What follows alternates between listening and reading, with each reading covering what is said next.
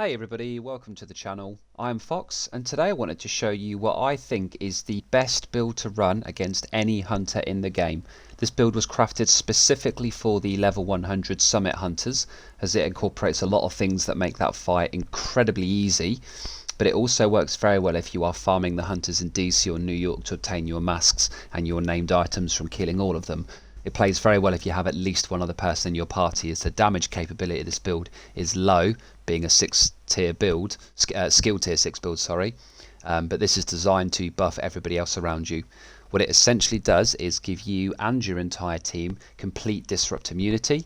I'm able to heal my team very effectively, give them and myself a damage buff, and apply riot foam and status effects, all whilst doing continuous weapon damage.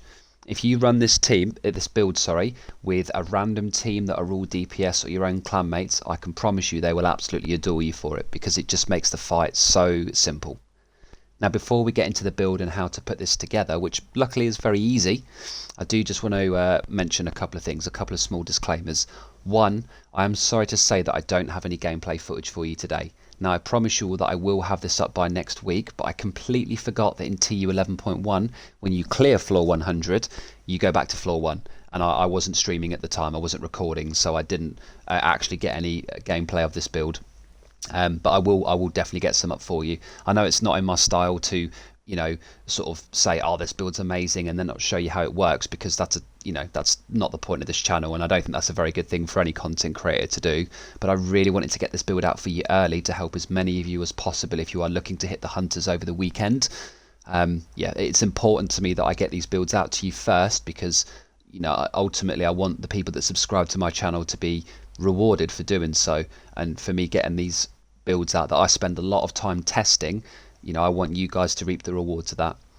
That leads on quite nicely to my second point. I was made aware by a couple of my followers yesterday that Pt.1 had essentially copied a build of mine, the galvanized PvP armor regen build, and put it on his own channel. Now, I know we've had this conversation before, and as I said then, in my mind only one of two things are possible. Either yes, he did just steal it without any credit, or it is purely coincidental. I'm more inclined to believe that it is the second, but either way it does not make a difference to me. It's a win-win, because ultimately, of course, I got the build out first, and you guys benefit from that, and that is literally the point of this channel. So if a content creator takes one of my builds and brings it out to a much wider audience, well, that is literally what I'm trying to achieve. I'm happy to spend a lot of time damage testing and theory crafting, and I'll put hours into testing builds to get it out. And if more people see that build and play it, well, that is the point of the channel, because I want to help you guys. I want the community to be a better place, and I want you guys to enjoy the game as much as I do. Even though it has its ups and downs. We all know that the division has had a turbulent history. Ultimately, I want you to enjoy the game as much as I do, and if it means that I've got to put in hours of build and theory crafting so that you guys can benefit from that, that's absolutely fine. So if the build was stolen and brought out to a much wider audience, that's absolutely fine by me, because ultimately you guys got there first as one of my subscribers. So either way, I win, you win, it's all good news.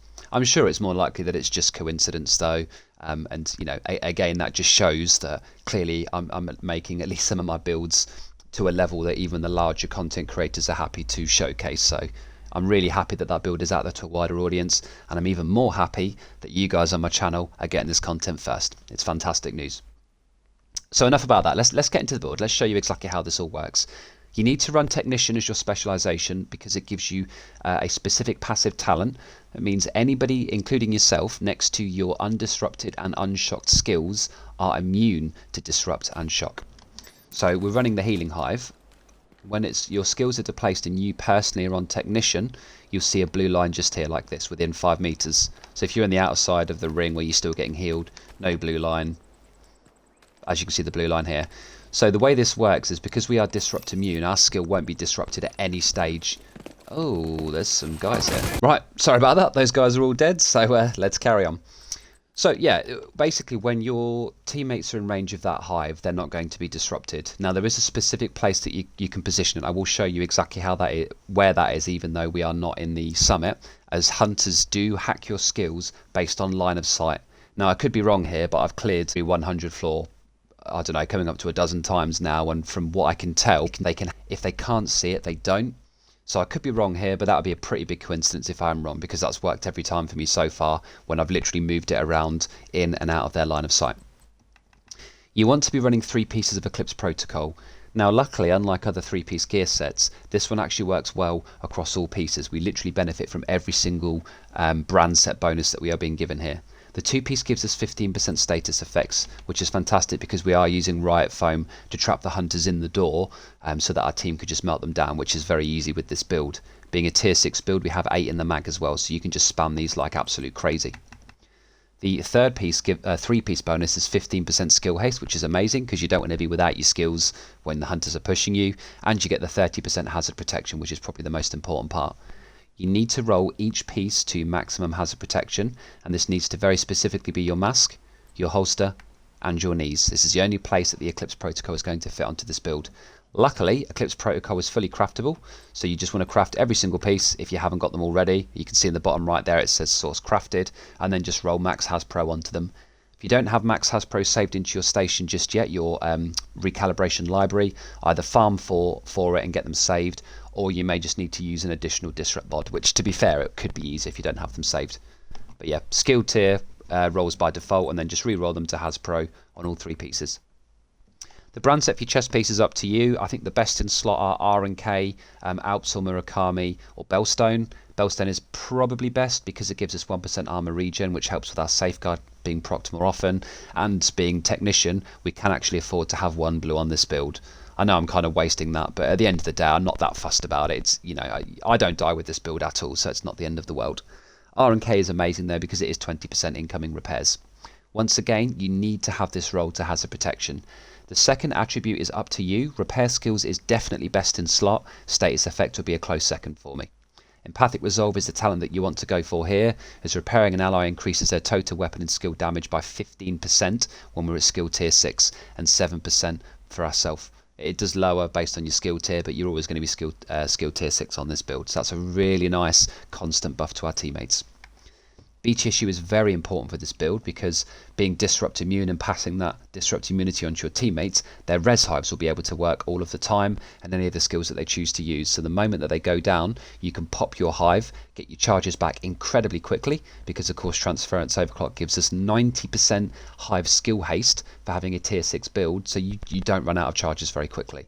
But the overcharge is fantastic just for buffing everybody's skills up, getting their res hives back, and of course getting our own skills back even faster. So this is, in my opinion, a necessity for this build. Luckily it comes with skill haste and repair skills as well, which is fantastic. And then the final piece is an Alps backpack. Now again, if you can't get Alps, that's fine. You know, if you get like double Murakami here or something else, it doesn't really make a difference, but repair skills is the main feature of this build, so this piece is perfect in my opinion because I was lucky enough to get the god roll with max repair skills. Once again, you need to be rolling max hazard protection onto this backpack. Safeguard is absolutely your talent of choice. If you can't get Safeguard, a very close second would be Overclock, because this not only reduces the skill cooldowns of everybody in range of your hive, which they're going to be, but it also improves their reload speed, which on M1A builds or Pestilence builds is actually very useful. It's a 25% buff to reload speed. I like Safeguard because it's easier for me to stay at full health with this build and I can heal them even more, which in a clutch moment is probably more important. Not the end of the world though if you can't get Safeguard. So with the hazard immunity or hazard protection max on the backpack and on the mask, chest, holster, knees, so everything but the gloves, including the 10% that you get from your watch, you will be sat at 90% Hasbro.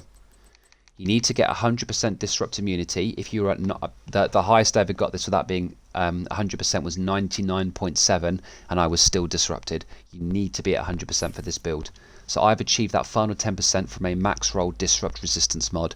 If you don't have these, craft them, farm them, and you may just need to put 2 or 3 on the build if you are lacking a bit in the hazard protection across the build.